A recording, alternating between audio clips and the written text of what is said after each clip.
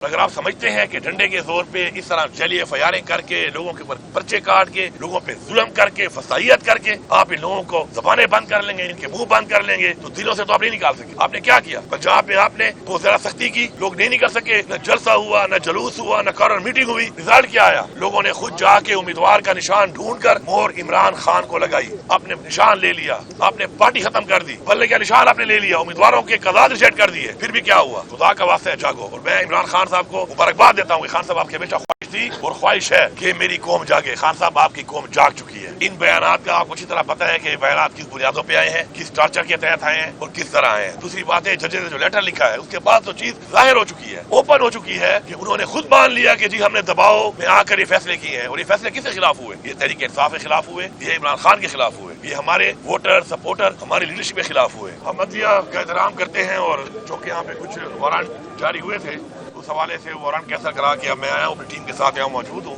और हमने यहाँ पे आके पेश हो गए हैं अदालत में आकर। मैं यहाँ पे ये कहना चाहूँगा कि ये जो निज़ाम अपने आप को दिन ब दिन एक्सपोज किए जा रहा है और जिस तरीके से 6 जज साहिबान ने एक लेटर लिखा, तो वो एक आम बात नहीं है जिसको आम तरीके से लिया जा रहा है। उसके ऊपर एक कमीशन बनना बहुत ज़रूरी है और इस मुल्क में बार बार एक प्रैक्टिस की जा रही है। और जिस तरीके से इस मुल्क के अंदर एक आलम इस्लाम के लीडर इमरान खान को जैली केसों में अंदर बंद किया हुआ है और मैंडेट चोरी करके, पाकिस्तान की तारीख का सबसे बड़ा मैंडेट इमरान खान को दिया था, उसको चोरी करके फॉर्म 47 वालों को एवाना में भेजा गया है। मेरे ख्याल में पाकिस्तान की तारीख की सियासी बदतरीन धांधली हुई है और हम इंशाअल्लाह अवाम और हम इमरान खान के साथ खड़े हैं। और हकीकी आज़ादी जो इमरान खान साहब कहते थे, जब तक वो नहीं मिलेगी हमारी ये जंग जारी रहेगी। हमारा इन इदारों को, इस निज़ाम को ये पैगाम है कि आप पाकिस्तान पे रहम करें। ये तजर्बे जो आपने किए पहले PDM 1 की सूरत में, उससे क्या हालात हुए, इमरान खान के दौर में क्या सिचुएशन थी, महंगाई के हवाले से, इकॉनमी के हवाले से, दहशतगर्दी के हवाले से, पाकिस्तान में अमन व अमान के हवाले से, और उसके बाद इनके आने के बाद क्या हालात हुए। और अब दोबारा ये जो नया तजर्बा किया गया है, इसके बाद अल्लाह माफ करे जो हालात नजर आ रहे हैं आगे, तो मैं समझता हूँ जो लोग इसके जिम्मेदारान हैं और ये एक दिन एक्सपोज होंगे, अल्लाह अल हक है, ये सब एक्सपोज होंगे। और ये जब एक्सपोज होंगे तो इनकी नस्लें किस तरीके से याद की जाएंगी। मैं इनके घर वालों को पैगाम देता हूँ कि आप अपने घर में बैठ के ऐसे लोग जिनके पास इस वक्त अथॉरिटी है और जो ये कर रहे हैं, इनकी फैमिलीज को, रिश्तेदारों को, इनके बच्चों को, कि बैठ के डिस्कस करें इनके साथ कि आप ये कर क्या रहे हैं, आप कैसा निज़ाम बनाने जा रहे हैं, आप कैसे प्रेसिडेंट बनाने जा रहे हैं इस मुल्क के अंदर। तो इंशाल्लाह मुझे पूरा यकीन है कि ज़मीर जागेंगे। लेकिन जहाँ तो जब ज़मीर जागता है तो कहते हैं ये ज़हनी मरीज है, ये नया ड्रामा है इस मुल्क में। जब वो फॉर्म 47 पे गलत काम कर रहा था उस वक्त ज़हनी मरीज नहीं था। जब उसने कहा कि मुझसे गलती हुई है, उसने एतराफ़ किया, तो वो एक ज़हनी मरीज बन गया। तो ये कौम न भेड़ बकरियाँ है, नहीं ये कौम इतनी बेवकूफ़ है। और अगर आप समझते हैं कि डंडे के जोर पे इस तरह जैली फायरिंग करके लोगों के ऊपर पर्चे काट के लोगों पे जुल्म करके फसाइयत करके आप इन लोगों को जबानें बंद कर लेंगे, इनके मुंह बंद कर लेंगे, तो दिलों से तो आप नहीं निकाल सके। आपने क्या किया? पंजाब में आपने बहुत ज्यादा सख्ती की, लोग नहीं निकल सके, न जलसा हुआ, न जलूस हुआ, न कॉर्नर मीटिंग हुई। रिजल्ट क्या आया? लोगों ने खुद जाके उम्मीदवार का निशान ढूंढ कर मोहर इमरान खान को लगाई, आपने निशान ले लिया, आपने पार्टी खत्म कर दी, बल्ले का निशान आपने ले लिया, उम्मीदवारों के कदाद रिजेक्ट कर दिए। फिर भी क्या हुआ? खुदा का वास्ता है जागो। और मैं इमरान खान साहब को मुबारकबाद देता हूँ। खान साहब आपकी हमेशा ख्वाहिश थी और ख्वाहिश है कि मेरी कौम जागे। खान साहब आपकी कौम जाग चुकी है और इंशाअल्लाह हकीकी आज़ादी हासिल करने तक ये कौम आपके साथ खड़ी है। इंशाअल्लाह बहुत जल्द इंशाअल्लाह इमरान खान बाहर भी होंगे और इमरान खान साहब इस मुल्क के वज़ीर आज़म भी होंगे और इंशाअल्लाह ये मुल्क उस रास्ते पे चलेगा जिस पे चलने के लिए हमारे बाप-दाद ने जानी और माली कुर्बानियां दी थी। डॉक्टर साहब ये बताइएगा कि जब से आपने मनसब संभाला है उसके बाद आपकी 2 मुलाकातें हुई वज़ीर आज़म से, जिस पर इमरान खान ने खासी नाराज़गी का इज़हार किया कि आपको उनके साथ तस्वीर नहीं बनानी चाहिए। उसके बाद आपकी मुलाकात हुई खान साहब से, क्या इस पर कोई गुफ्तगू हुई? दूसरी बात यह कि इस वक्त जो खान साहब की जो राय की खबरें चल रही है, इसमें ये बताया जा रहा है कि आपका मैन किरदार है और मीडिएशन के लिए आप कोर कमांडर से भी मिले और दीगर लोगों से भी आपकी बातचीत चल रही है, इसमें क्या सलाह? پہلی بات تو یہ ہے کہ عمران صاحب خان صاحب کی کوئی ناراضگی نہیں ہے اس بات کے اوپر. میں جو کہ ایک صوبے کا مجھے خان صاحب نے وزیر اعلیٰ بنایا ہے, میرے پر اس صوبے کی عوام کی اور میرے صوبے کی حقوق کی ذمہ داریاں ہیں. اور فارم 47 پہ جو یہ وزیر اعظم بنا ہوا ہے اس وقت ظاہری بات ہے وہ لیڈ کر رہا ہے, تو میرے جو معاملات ہیں اسی کیبنٹ سے اور اسی فیڈرل گورنمنٹ سے ہی ہونے ہیں.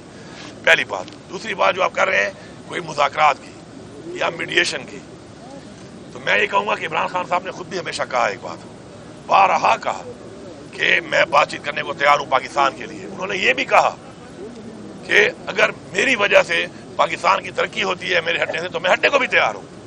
اب آپ نے بار بار دیکھا کہ انہوں نے اپنی اسپیچز میں بار بار بتایا, قوم کو بتایا, اداروں کو بتایا, جو کنسرن لوگ ہیں ان کو بتایا.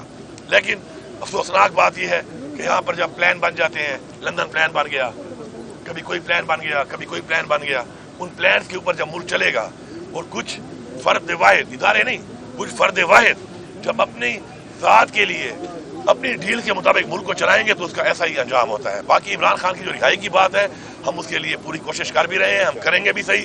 ہماری ٹیمیں لگی ہوئی ہیں, سارے جیلی کیسز ہیں, ایکسپوز ہو رہا ہے یہ نظام, اور انشاءاللہ اللہ الحق ان کو مزید ایکسپوز کرے گا, اتنا ایکسپوز کرے گا کہ یہ منہ دکھانے کے نہیں رہیں گے.